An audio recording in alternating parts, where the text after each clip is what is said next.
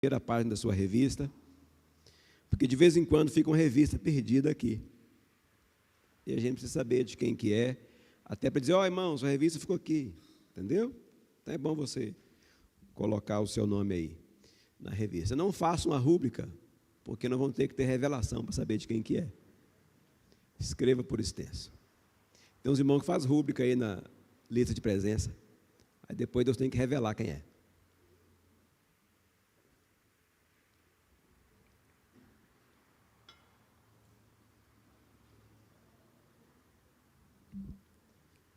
Lição 3, José vencendo os próprios limites. Irmãos, José é um personagem do Antigo Testamento. Às vezes, quando se usa a palavra personagem, há quem tenha a ideia de que se trata de alguém fictício.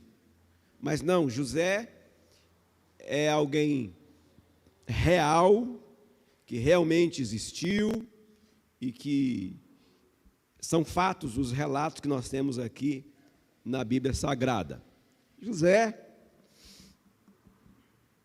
ele tem para nós várias lições práticas, lições de vida. Disse em outro momento, vou repetir agora, quando escrevi essas lições todas aqui, e eu não consigo fazer de outra forma também, eu sou da opinião, irmãos, que a vida ela é muito prática, e a gente precisa ser prático. A gente não pode viver de maneira a ir protelando e pelas beiradas, não, a gente tem que ser mais prático, porque a vida passa muito rápido. Se você não for prático, você passa muito tempo para chegar onde você precisa chegar. E se você vai direto onde você precisa, você resolve um monte de coisa. Isso é eu que penso assim. Na escrita, da mesma forma. Então, nós vamos ver aqui de forma muito prática algumas lições de vida para nós. Quero sugerir, fiz isso aqui já outras vezes, farei agora mais uma vez. Quero sugerir aos irmãos, leiam a lição. Não procure a sua lição domingo, na hora de vir para cá. Lê a sua lição durante a semana. Escreva. Eu fiquei muito feliz quando vi trechos da lição nos status de muitas pessoas aqui da igreja. Eu fiquei muito feliz, muito satisfeito com o que estava vendo lá nos status de muitos daqui da igreja sobre a lição. Isso demonstra que a pessoa está estudando a lição. É muito importante que você estude a lição. Se você vier para a escola dominical e você conseguir captar 30% do que eu falar, sem ler, lendo, você vai ter muito melhor resultado. Entendeu? É importante que você leia a sua lição em casa, estude a sua lição em casa. Estava até falando com a Adilson, eu mesmo fui quem escrevia a lição, e eu mesmo faço as minhas marcações aqui, aumento ainda de caneta, e eu escrevi a lição. Eu imagino que nós, todos os demais, precisamos também de dar uma lida, uma grifada, né? Para você crescer em conhecimento. Posso ouvir um amém? Pronto. Vamos lá. Nós vamos estudar então a lição de número 3. José vencendo os próprios limites. O nosso texto áureo está aí. Nós vamos ler junto, vamos lá? O Marquinhos vai nos acompanhar ali com o microfone. É um pedido pessoal da mídia, porque na hora que manda para o nosso canal no YouTube, fica falhas aí no áudio, porque a igreja lê, mas isso não sai lá. Então, para sair, tudo que a gente for ler junto aqui, o Marcos vai ser o nosso motorista ali, o nosso condutor. Todos juntos? 1, 2, 3 e... Pela fé... Menção de êxodo dos filhos de Israel, bem como deu ordens quanto aos seus próprios ossos. Hebreus 11, 22. José disse, perto de sua morte, vocês precisam jurar para mim, que quando vocês saírem do Egito, vocês vão levar meus ossos juntos. Vai levar tudo embora, não vai deixar nada aqui. Então, isso foi um pedido de José. Vamos lá então para a nossa Texto bíblico básico. Texto bíblico básico. Faremos uma leitura intercalada. Eu vou ler um versículo, eu vou ler os versículos de número par e vocês de número ímpar. Tá bom? Vamos lá então. Esta é a história de Jacó. Tendo José 17 anos, apacentava os rebanhos com seus irmãos. Sendo ainda jovem, acompanhava os filhos de Bila e os filhos de Zilpa, mulheres de seu pai, e trazia más notícias deles a seu pai. Ora, Israel amava mais a José que a todos os seus filhos, porque era filho da sua velhice, e fez-lhe uma túnica talar de mangas compridas. Vendo, pois, seus irmãos que o pai o amava mais do que a todos os outros filhos, odiaram-no e já não lhe podiam falar pacificamente. Teve José um sonho e o relatou a seus irmãos. Por isso o odiaram ainda mais, pois lhes disse: rogo-vos, ouvi este sonho que tive. 7 também é ímpar. Atávamos feixes no campo, e eis que meu feixe se levantou e ficou em pé, e os vossos feixes o rodeavam e se inclinavam perante o meu. Então lhe disseram seus irmãos: reinarás com efeito sobre nós, e sobre nós dominarás realmente? E com isso tanto mais o odiavam, por causa dos seus sonhos e de suas palavras. Teve ainda outro sonho, e o referiu a seus irmãos, dizendo: sonhei também que o sol, a lua e as 11 estrelas se inclinavam perante mim. Contando a seu pai e seus irmãos, repreendeu o pai e lhe disse: que sonho é esse que tiveste? Acaso viveremos? Ou é eu e tua mãe e teus irmãos a inclinar-nos perante ti em terra? Seus irmãos lhe tinham ciúmes. O pai, no entanto, considerava o caso consigo mesmo.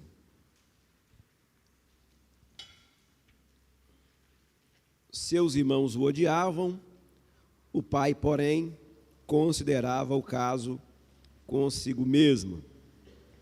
Se você é odiado por alguém, porque você tem um plano, um propósito, um sonho, e por isso alguém te odeia, é importante que você saiba, essa pessoa te odeia, pode até ser o seu irmão, mas o pai guarda isso no seu próprio coração. Nós temos um pai, viu, irmãos? E esse pai guarda tudo em seu coração.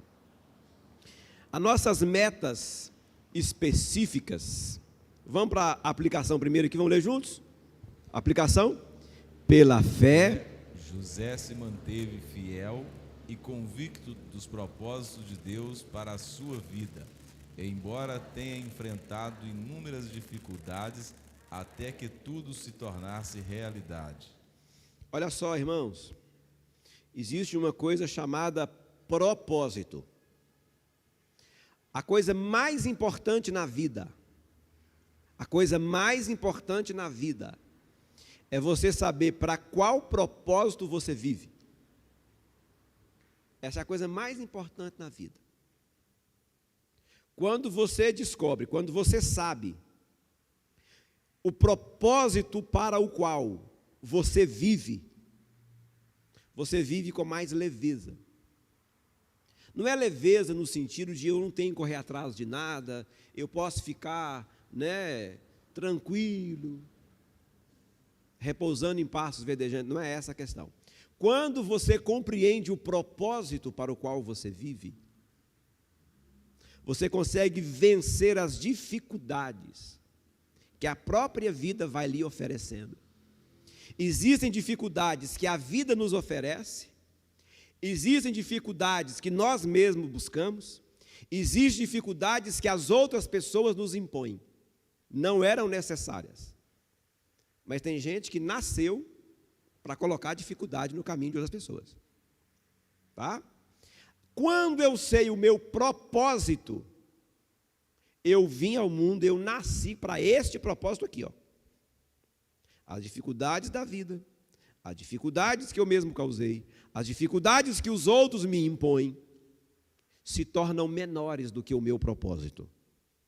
Presta atenção. Eu não estou dizendo que a dificuldade fica menor, estou dizendo que ela se torna menor do que o meu propósito. Porque o meu propósito, ele é maior do que qualquer situação que se apresentar. Deu para entender isso? Então, pela fé, José se manteve convicto dos propósitos de Deus para a sua vida. Eu nasci para este propósito aqui. Por exemplo, vou falar da minha realidade. Eu sou pastor. Irmãos, eu nasci para ser pastor. Não estou falando de nenhum de vocês agora, estou falando de mim. Eu nasci para isso. Esse é o meu propósito. Entendeu? Eu não sou pastor porque eu não tenho uma outra opção de sobrevivência. Eu não sou pastor porque é mais fácil do que fazer qualquer outra coisa. Preciso também lhes afirmar que eu trabalho muito mais hoje, dedicando meu tempo integralmente ao ministério, do que trabalhava quando trabalhava em outra função, que não era o ministério. Entendeu? Quando eu descubro o meu propósito, estou falando do meu propósito aqui. Eu nasci para isso aqui, ó. Esse é o meu propósito. As dificuldades que vão me apresentando se tornam menores do que o meu propósito. O termo Pesach, lá do hebraico, Pesach. Pesach, em português, é Páscoa. O termo Pesach significa saltar, pular. A Páscoa significa passar, pular, saltar. O Senhor disse: esta será a Páscoa do povo de Israel. Esse vai ser o momento em que o povo de Israel vai pular os obstáculos. Esse termo Páscoa, ele não vai ser criado para se estabelecer a Páscoa. O termo Pesach, que é Páscoa, ele já existia. E era um termo de comum falar dos pastores de ovelhas. Então o Senhor estabelece a Páscoa, que é pular, saltar. Quando eu entendo então qual que é o meu propósito de vida, eu estou vivendo a minha Páscoa. Eu estou pulando, saltando as minhas dificuldades. Agora vamos falar em termos gerais e eu volto para a lição aqui para a gente continuar. Qual que é o propósito do casamento? Ah, pastor, eu casei para sair da casa de papai. Papai manda demais na gente, proíbe tudo. Saiu da mão de um faraó, caiu na mão de outro faraó, muito pior do que o primeiro. Ah, não, teve um cara que falou comigo assim: eu preciso casar por quê? Você precisa casar por quê? Tem que ter alguém para poder limpar a casa para mim, fazer comida para mim, lavar roupa para mim, passar minha roupa. Falei para ele: mas o empregado é mais barato, hein? O empregado é mais barato do que casar. Ele disse: é mais barato. E outra coisa, deu 5 horas, vai embora. O propósito do casamento, irmãos, quando ele é compreendido, o casamento é sustentado com mais clareza. As pessoas estão casando por motivos equivocados. Estão casando por motivos que não são os motivos do casamento. Quando a gente casa sabendo o porquê nós estamos casando de fato, o propósito correto desse casamento, a gente casa decidido a manter esse casamento, até que a morte separe. E costuma demorar, tá? É bom que você saiba. Então, qual que é o propósito do casamento? Eu preciso descobrir qual que é o propósito do casamento. Aí eu vou manter esse casamento. Estou falando de modo geral aqui. Nós não estamos pontuando cada situação de forma individual. Estou falando do propósito geral. Devo entender isso, sim ou não? Devo entender isso, sim ou não? Qual que é o propósito de se ter filhos? Existe um propósito. Não, porque minha bisavó teve filho, minha mãe teve filho, também tem que ter. Existe um propósito. E quando a gente sabe qual que é o propósito, a Bíblia diz que os filhos são flechas na mão do valente. O valente, o flecheiro, ele vai tesar a flecha no arco e ele vai observar o vento, ele vai observar a temperatura, ele vai observar tudo, para que na hora que ele soltar essa flecha chega no lugar, no alvo certo. Os filhos são flecha. Uma hora a gente precisa soltar essas flechinhas. E depois que você solta essa flecha, ela não volta no arco. Dá até uma dor no coração falar isso, só que não. Entende? São flechas. Filhos têm propósito. A gente não cria filho como cria os animaizinhos. E a gente não cria animais como se fosse filho. E não vou entrar nisso. Vamos para a lição. Então aí, palavra introdutória, volte na sua revista aí, por favor. Palavra introdutória diz assim: José deixou-nos um legado muito importante de fé e comprometimento com o Senhor. Com José vamos aprender sobre superação, resiliência, perdão e fé. Nele temos o exemplo de que as dificuldades e desafios da vida não nos impedem de sermos bênçãos para outras pessoas. Comprometimento. Essa noite tive um sonho, irmãos. Raramente eu lembro de sonho, então quando eu lembro eu considero. Essa noite tive um sonho. No meu sonho, nós lá em casa, cuidávamos de uma criança estrangeira. E essa criança estrangeira era uma criança que tinha muitos traumas emocionais. Ela vem de uma realidade onde se criou nela muitos traumas. E todas as vezes que a gente precisava de ser um pouco mais firme com ela, ela levantava, saía correndo, dizia, eu vou embora, e ia embora correndo. Daí meia hora ela voltava. E quando nós continuávamos a discipliná-la, disciplinar aqui não tem a ver com dar chinelada, bater, não é isso, é ensinar mesmo, ela levantava de novo e dizia, eu vou embora, e ia embora, depois ela voltava.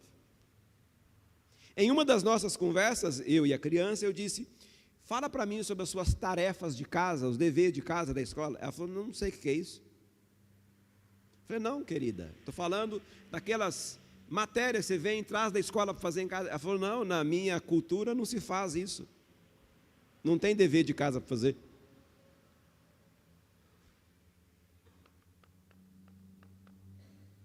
Nós estamos cuidando de muitas crianças que não são estrangeiras, com muitos traumas. E que quando confrontada, levanta e sai correndo, dizendo, vamos embora. Só que esses traumas só se cura quando você faz o dever de casa. Já estou dando a tradução igual José do sonho aqui. Só se cura trauma fazendo dever de casa. Devocional, oração, jejum, Bíblia, em casa. Então, as nossas dificuldades não nos podem impedir de abençoar as pessoas. Tá bom? Quem foi o José? Vamos lá, Marquinhos. Seu nome significa Jeová acrescenta. Era filho do patriarca Jacó com Raquel. Nasceu em Padã Arã. José é mencionado 2 vezes mais no livro de Gênesis do que seu próprio pai Jacó. Sua história pode ser lida de diversas formas. Uma destas apenas como uma retórica de um pai que ama mais um filho do que o outro, por ele ter nascido da mulher preferida, e que, mesmo rodeado de irmãos ciumentos, superou-se na vida e entrou para a história, ao solucionar uma crise financeira. Porém, Gênesis 37 a 50 é mais do que uma literatura simplesmente dramática. Nela percebemos que a mão poderosa do Eterno manifestou-se de forma gloriosa em cada detalhe da vida de José. Olha só, primeiro ponto aí, o filho íntegro. O filho íntegro. Aí, nós vamos dizer o seguinte, olha para cá, por favor. Quando José trazia um relatório dos irmãos para o pai sabia que nas palavras de José havia lisura. O pai sabia que o que José está dizendo é verdadeiro, porque José era um homem íntegro, ou seja, ele era alguém que vivia de maneira honesta, correta. O pai sabia da integridade de José e sabia dos erros dos outros filhos. Por isso, quando José falava para Jacó dos outros filhos, Jacó sabia que era verdade. Agora eu escrevi na minha revista aqui, que quando eu falo de outra pessoa, eu também estou falando de mim. E às vezes, quando você fala do outro, você está falando mais de você mesmo do que do outro. E é muito importante que a gente saiba que quando a gente fala de alguém, a pessoa que nos ouve, ela está fazendo uma análise crítica de quem eu estou falando e de mim que estou falando. É muito importante que a gente saiba isso. Então aqui está muito bem claro isso. Eu posso, embora não deva, tecer comentários acerca do Joabe, aqui com a Graziele, a de cá, a de lá não, porque a de lá é a esposa. E quando eu falo do Joabe com a Graziele, ela escuta, e ela faz uma análise entre o Joabe, de quem eu estou falando, e de mim que estou falando. Ela pode até não falar comigo. O pastor está falando isso do Joabe, mas ele também é isso. É assim, irmãos. Então é muito importante a gente compreender isso, observar isso. Então, quando Jacó recebe as informações que José está dando acerca dos irmãos, ele sabe que é verdade, porque ele conhece o caráter de José. Ele sabe que José é de caráter íntegro, nele não há dolo, certo? Há lisura em suas palavras. Ele não está falando apenas para difamar os irmãos, ele está falando porque é uma realidade, e o pai pediu que ele prestasse esse serviço. Não sei se alguém aqui já fez esse serviço, eu nunca fiz, mas às vezes o pai pede para um filho vigiar os outros, e isso costuma dar errado. Raíssa deu uma risadinha, porque daqui eu vi que ela riu com os olhos. Então, geralmente, lá na casa do Marquinhos era ele que tomava conta das irmãs, porque são 5 irmãs, não é isso? Então era ele que orientava as meninas lá.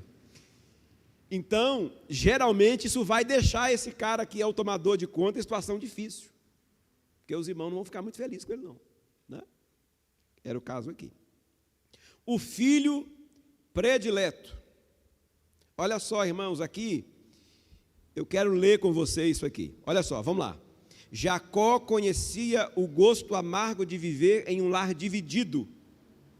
Entre outros, isso lhe custou anos de sofrimento na casa de seu sogro Labão. Todos os problemas que ele teve na casa de seu pai deveriam ter lhe ensinado a não fazer o mesmo na sua própria casa. No entanto, Jacó preferiu José aos outros filhos. José era nascido de Raquel, esposa amada de Jacó. Essa escolha do pai custou a José um preço muito alto. Olha, querido, lá na casa de Jacó era filho de quem mesmo? Exatamente, Jacó era filho de Isaque e de Rebeca. E o texto diz assim, e nasceu-lhes 2 filhos. Gênesis está escrito isso. Rebeca amava a Jacó, porém Isaque amava a Esaú, porque saboreava de suas caças. Lá na casa de Isaque, pai de Jacó, havia predileção de filhos. Rebeca gostava mais de Jacó. Isaque gostava mais de Esaú. E essa preferência por filhos gerou muito prejuízo na vida de Jacó. Só que agora Jacó está cometendo o mesmo erro.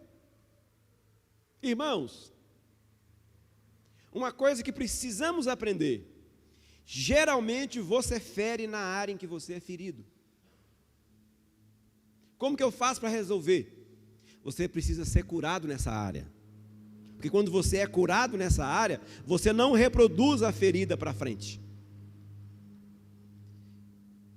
Agora vamos falar de uma questão comportamental.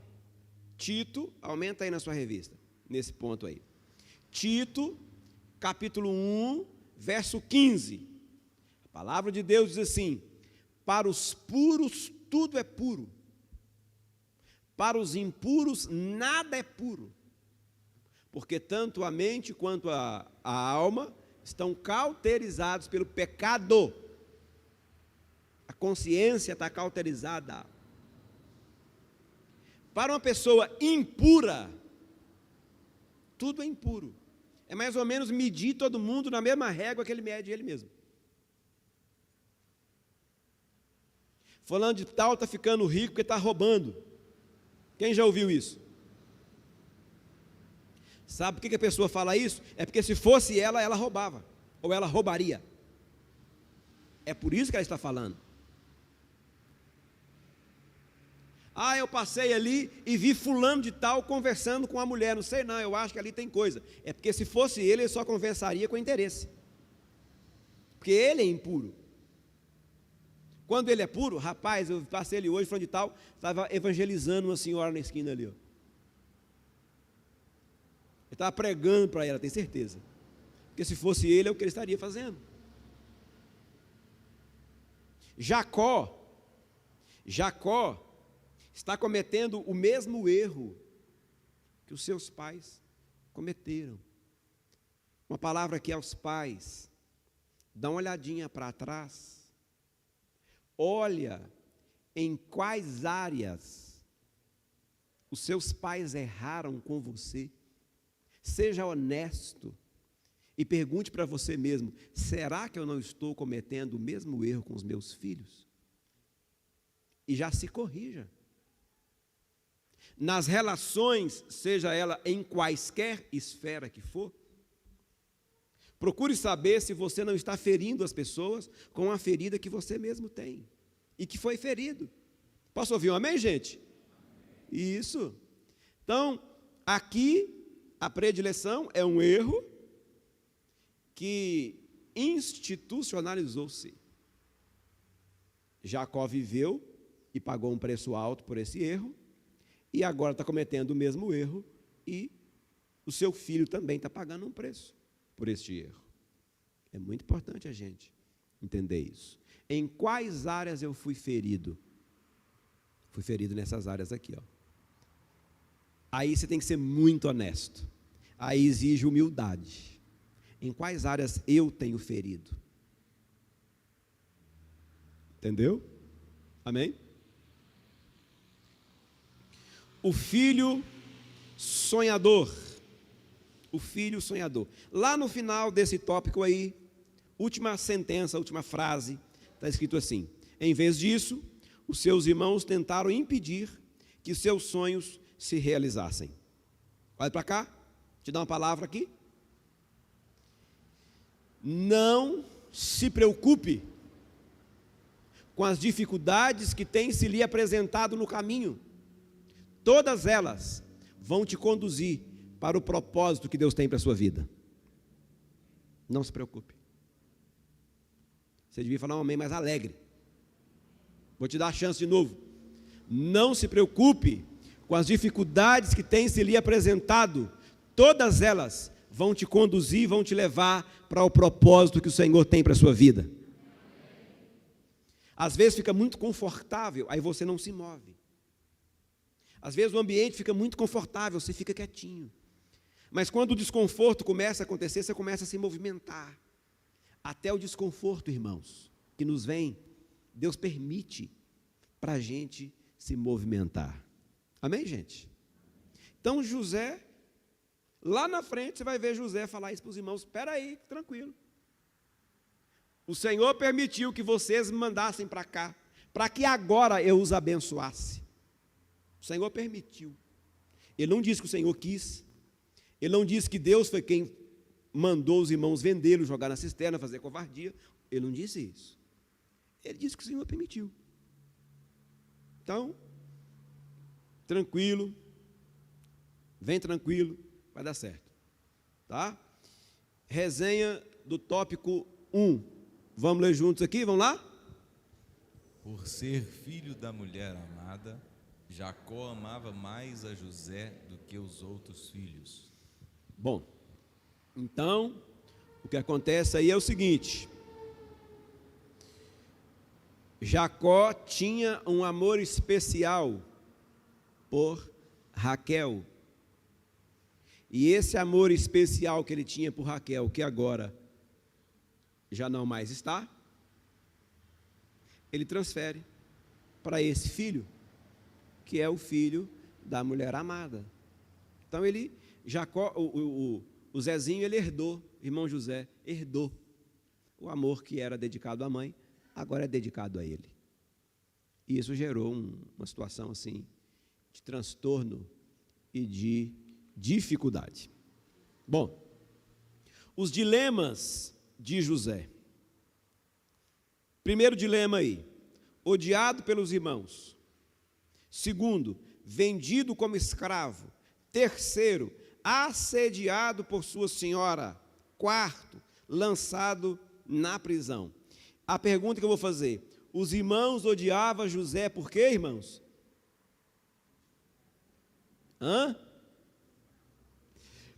Os irmãos de José o odiavam porque o pai o amava. Jacó vai lá e manda fazer uma túnica talar, colorida. Uma túnica, um vestido, manga comprida, cheia de cor. E deu para o Zezé. Então, Zé, túnica de presente, é seu aniversário. Pode ser isso. Aniversário aqui é para minha conta. E aí, o que acontece é o seguinte: as pessoas comuns usavam roupas cinzas ou bege. Imagina vocês aqui, hoje à noite, culto, todo mundo com a túnica bege. Nada contra bege, viu, gente? Eu até tenho um terno bege. Não gosto de bege, então vem de cinza. Lá naquela parábola que Jesus contou, do homem que entrou na festa, e o dono da festa fala: vem cá, qual que é o seu problema? Por que você não está com vestes nupciais?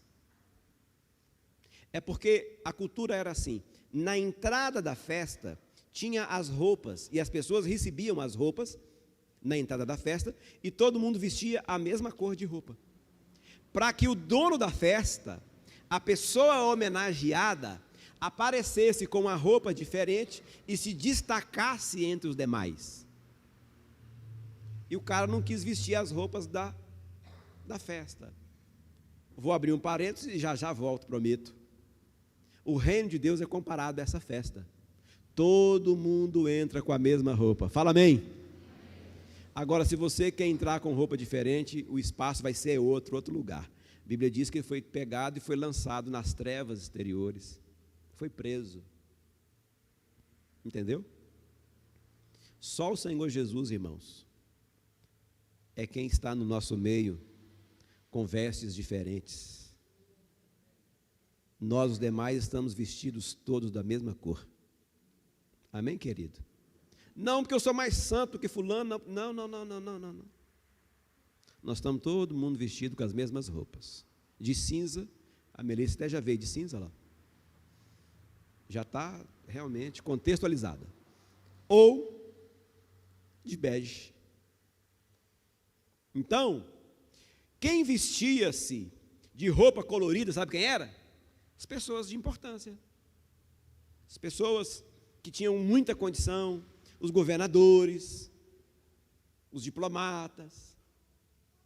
Esses vestiam de roupa colorida. E agora o Zezé está com a roupa colorida. É por isso que os irmãos odiavam. Vendido como escravo. Vamos ler aí a última sentença da frase. Lá embaixo está escrito aí, ó, na casa de Potifar, todos juntos, bora lá? Na casa de Potifar, ele prosperou em tudo o que fazia. A casa do seu senhor passou a ser próspera como nunca antes. Vamos aprender isso aqui, gente. Vamos aprender isso. Quem aqui acha que José estava feliz por estar no Egito como escravo? Alguém aqui acha isso? Claro que não. É um rapaz de 17, 18 anos, que nunca tinha saído de casa, que era acostumado a ficar perto do pai, até pela própria proteção do pai, que o protegia inclusive dos irmãos. Ele agora está numa nação diferente, estranha, uma cultura diferente, e ele agora está numa situação que não é confortável. Mas mesmo não estando feliz de estar onde estava, ele fazia o que tinha que ser feito. Está entendendo? Quando a gente entende o propósito, a gente pode até estar onde não gostaria.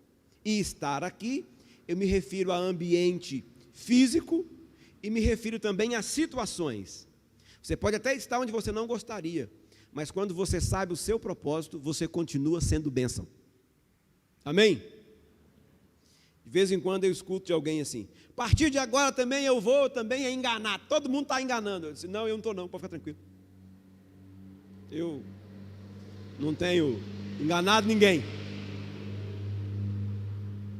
Isso é porque a pessoa perdeu o propósito. Não, porque se eu não mentir, eu não vou prosperar. Preciso lhe informar. E se você mentir, você vai perder a sua salvação. É melhor um bocado seco onde há paz, do que há muita riqueza onde não há paz, está na Bíblia. E a Bíblia diz mais. Tendo o que comer e o que vestir, com isto contentai. Porque os que querem ficar ricos, acabam caindo nas ciladas de Satanás. Então, filho, não caia nas ciladas. Tem problema, irmãos? Tem problema em prosperar, sim ou não? Vou traduzir para você. Prosperidade é ausência de necessidade. Isso é prosperidade. Prosperidade é você ter paz em casa. Prosperidade é você estar bem com seu marido, com seus filhos, com seu pai, com sua mãe, com seus irmãos. Isso é prosperidade. Prosperidade é a sua casa ter saúde. Prosperidade é poder ir embora para casa daqui a pouco e poder almoçar juntos. Isso é prosperidade. Ah, eu queria ter 2 milhões de reais na minha conta. Isso aí chama riqueza. Isso é outra coisa. Os que querem ficar ricos acabam caindo nas ciladas do diabo. Não são os que querem prosperar. Deu para entender isso? Então José está lá sendo bênção. Bom, ponto 3 aí. Assediado por sua senhora. Aí vai estar escrito assim: a presença de José começou a chamar a atenção da esposa de Potifar, a ponto de assediá-lo. Um dia, sua investida foi ainda maior ao tentar um contato físico com José, que preferiu correr a ceder às tentações pecaminosas da sua senhora. Vamos ler juntos? Essa é a lealdade que rejeita as tentações pecaminosas. O autocontrole é muito importante na construção do nosso caráter e na preparação daquilo que Deus tem para a nossa vida. Na sua carta aos Gálatas, Paulo disse que aqueles irmãos sobre a necessidade de termos o fruto do Espírito. Entre as suas partículas está o domínio próprio, como cidade derribada que não tem muros, Assim é o homem que não tem controle. Controle. Provérbios 25, 28. Como uma cidade que não tem muro, o que é isso? É uma cidade que qualquer pessoa entra. Uma cidade que não tem muro é uma cidade que é facilmente acessada.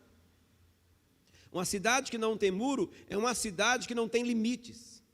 Essa é uma cidade sem muro.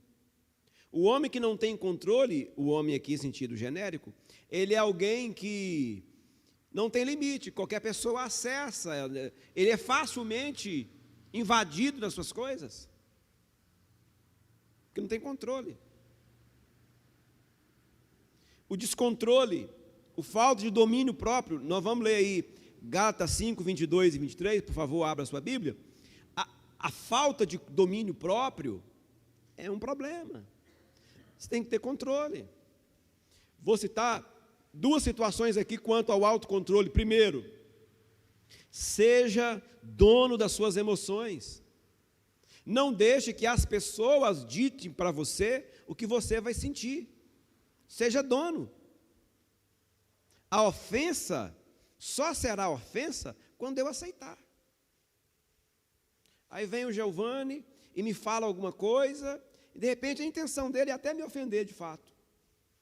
Aí eu penso assim, Giovanni está com outro problema que não é comigo. Pronto, não aceitei a ofensa. Giovanni está de cabeça quente. Está lá fazendo aquelas grandes vendas, está na briga das vendas lá e esquentou a cabeça, falou bobagem. Depois ele volta atrás. Pronto, não aceitei a ofensa. Do contrário, se eu sou alguém sem controle emocional, o Giovanni chega e fala, pastor, está bem vestido hoje, hein? Eu falo, engraçado, o Giovanni falou que eu só venho aqui maltrapilho, porque ele falou que eu estou bem vestido hoje. Se eu não tenho controle das minhas emoções, até um elogio que ele fizer para mim é um problema. Tem gente que é assim, se fizer um elogio para ele é um problema. Fulano falou que eu estou bonito, será que ele está com gozação comigo? Não, está te elogiando. Entende? Essa falta de controle, de domínio próprio. Aliás, deixa eu dar uma dica para vocês aqui. Quando você for elogiar alguém, não elogie o que ela está vestindo, elogie a ela. Diga para ela, essa roupa ficou bonita em você. Você está elogiando a pessoa, não é a roupa, porque a roupa não vai te agradecer. Eu estou aprendendo a elogiar é assim. Olha, isso ficou bem em você. Você ficou bem com essa roupa, então quer dizer que se não fosse a roupa, está entendendo? Quem não é dono das suas emoções, até elogio que você fizer para ele, é um problema para ele. Seja dono das suas emoções. Não deixe as pessoas ditar o que você vai sentir. Sabe por quê? Tem gente querendo te chatear todo dia. Tem gente que ao te ver feliz, ele é infeliz. O prazer dele é te ver infeliz. Entende? Então você não pode deixar essas pessoas te minar. Você tem que ser alguém que tem muros em sua volta. Você tem que ter muros em sua volta. Um dia uma pessoa falou comigo assim, um rapaz estava frequentando a igreja. Ele falou, pastor, eu preciso te falar uma coisa para eu não ser desonesto com você. Eu digo, diga, meu filho, o que é? Não acredito em nada disso aí que você fala. Inclusive essas línguas estranhas aí, eu não acredito em nada disso. Para mim isso tudo aí é furada, é conversa. Mas eu gosto de você. Eu disse que bom, hein? Eu posso continuar vindo? Eu disse, claro, continua vindo. Gente, já pensou, você some daqui ordinário? Não, deixa o rapaz continuar vindo.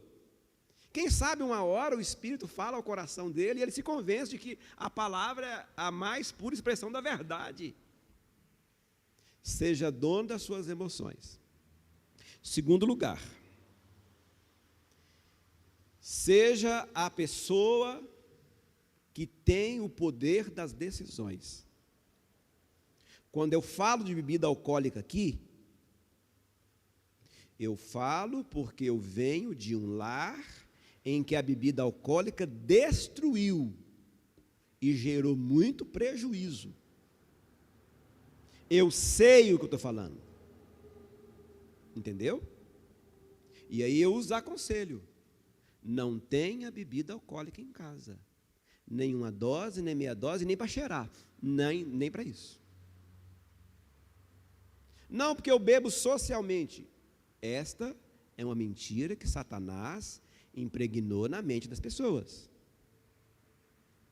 Tem gente que está indo nas festas juninas socialmente. Festa junina é culto a Satanás. Não nos cabe nesses ambientes. Entendeu? Então a gente precisa entender isso. É eu que tenho que decidir o que eu quero, o que eu faço, o que eu não faço. Eu preciso ser dono disso. Tá? Gálatas, capítulo 5, verso 22, também o verso 23. Vamos ler todos juntos? 1, 2, 3 e...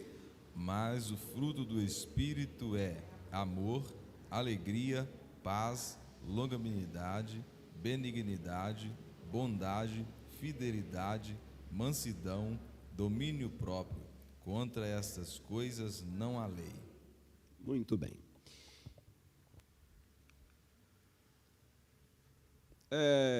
Agora José ele é lançado na prisão. E aí, o detalhe aí desse lançado na prisão é que José entendeu que mesmo na prisão ele poderia ser bênção na vida das pessoas. E continuou sendo usado por Deus. Tem gente fazendo voto aí, ó. Já fiz um voto. Se até o dia tal Deus não me atender, eu vou desviar. Que isso, meu filho? Desviar vai resolver o seu problema? Desviar vai abrir a porta que você precisa? Já falei com Deus mesmo. Se Ele não fizer o que eu estou querendo, eu vou largar isso para lá. Registro aqui desde já meus sinceros pesares, sentimentos, porque a sua escolha não é boa. Lá na prisão, José continuou sendo canal de Deus para abençoar as pessoas. Posso ouvir um amém? Ferramentas do cumprimento do propósito. Eu acho que meu relógio está me enganando, será? É isso mesmo? Então tá. Por divina revelação. Vamos lá. Ferramentas do cumprimento do propósito. Última frase aí deste tópico.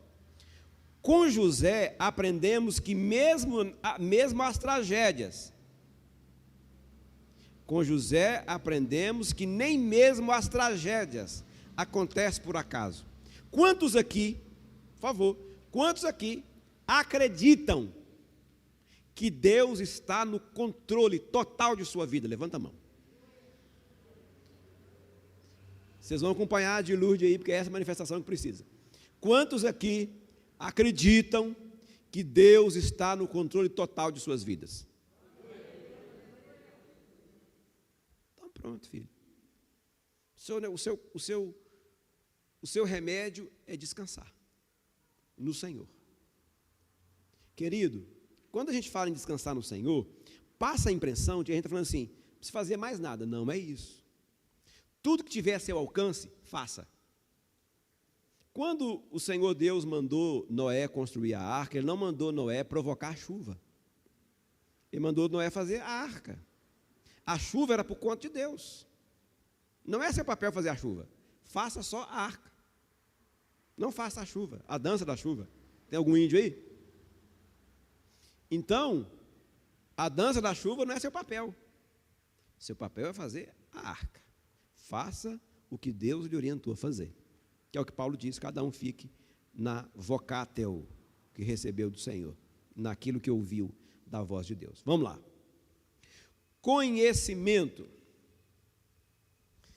Conhecimento. No cárcere, o filho predileto de Jacó aprendeu 3 coisas importantes para o seu futuro. Quais são elas? Esperar, interpretar e confiar. Deixa eu incentivar os irmãos aqui, de maneira tranquila.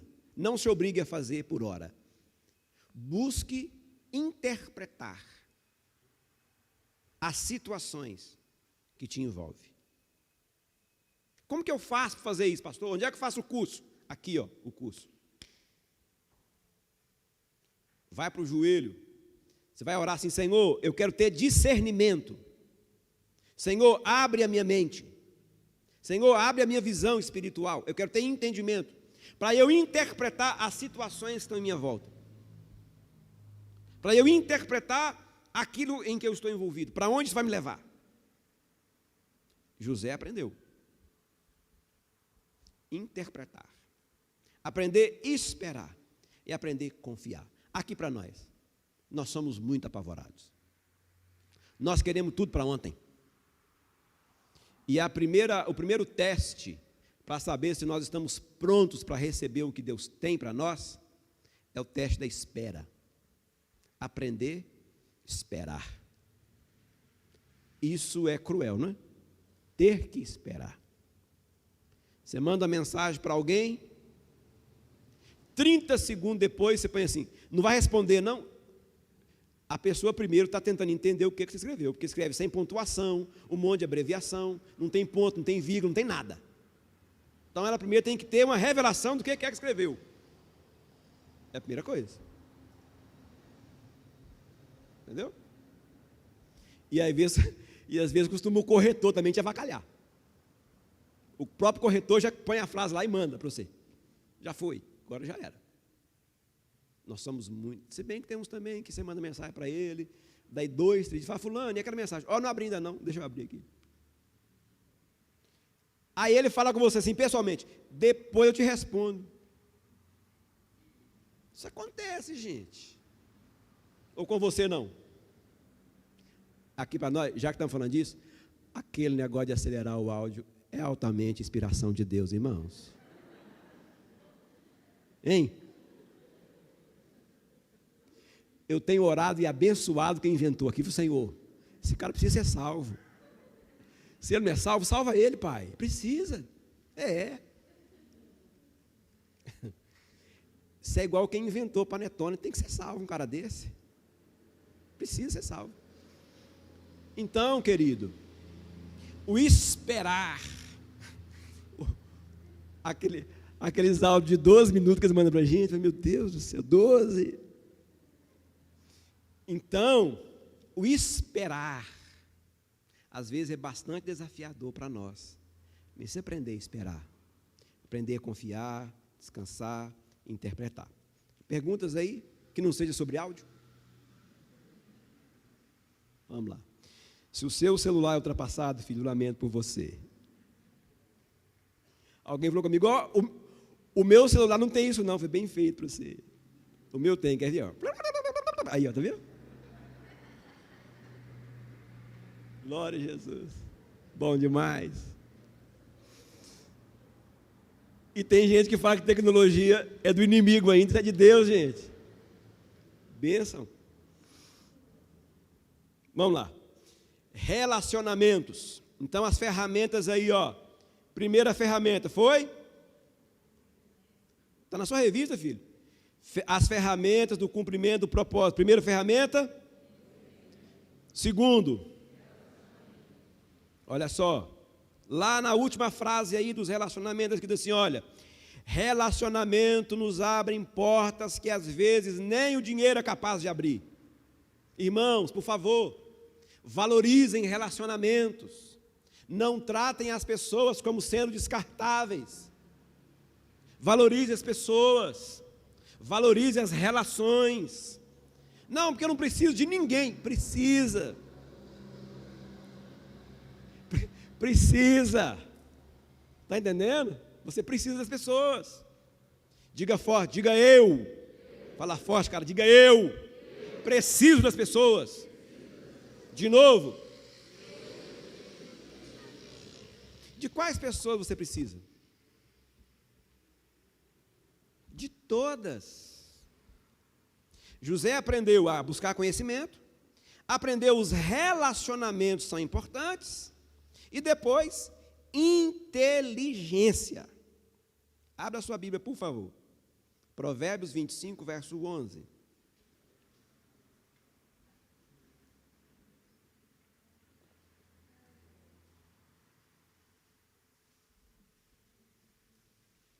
O pessoal do louvor pode vir.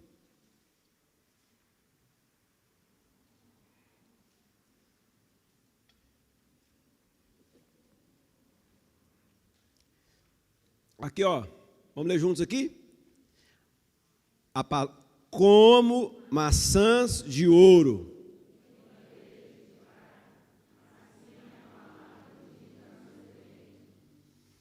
Maçã de ouro em palavra de prata.